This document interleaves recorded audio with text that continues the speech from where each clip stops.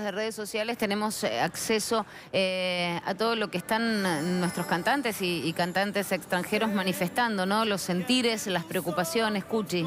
Sí, con estos desastres naturales, rápidamente los artistas de todo el mundo empiezan a tuitear o a subir mensajes en Facebook, en Instagram, sobre la realidad que está viviendo, en este caso, México. Esto pasó principalmente con músicos argentinos.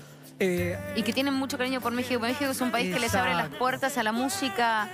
La música nacional, increíble. la música Nos argentina, adoran. sí, Sí. tiene todavía una gran llegada en la tierra azteca. Recordemos las giras, ¿no? De México estos artistas. son amados. Exacto. Amados. Entonces, rápidamente, por ejemplo, ahí estamos viendo los Pericos que publicaron la bandera de México, también le brindaron fuerza. Las Pelotas, otra banda de rock nacional que tiene seguidores en dicho país, ¿no? Nos solidarizamos con el querido pueblo mexicano en este triste momento que están pasando. Mucha fuerza a México.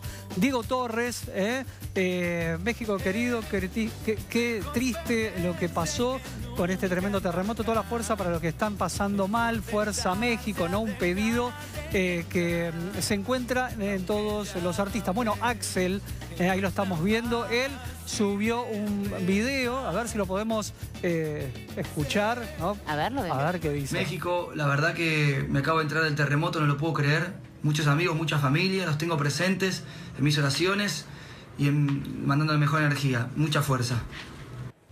Bueno, ahí está. En México también lo quieren mucho, Axel.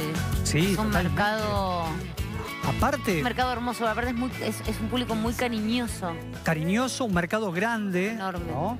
Por la cantidad de población y también muy queridos. Estos artistas que estamos mostrando, por ejemplo, también que se sumó los Caligaris, Miranda, el Mono de Capanga, son artistas que viajan muy seguido a México, ¿no? Entonces tienen amigos, tienen familiares, Sí, tienen, claro. ¿no? Tienen fans. Exacto. Que lo siguen. Exacto, y se preocupan y quieren saber cómo están. Claro. ¿No? Así que fue un momento difícil para México y bueno, nuestros artistas se suman y apoyan a toda la gente que la está pasando muy mal.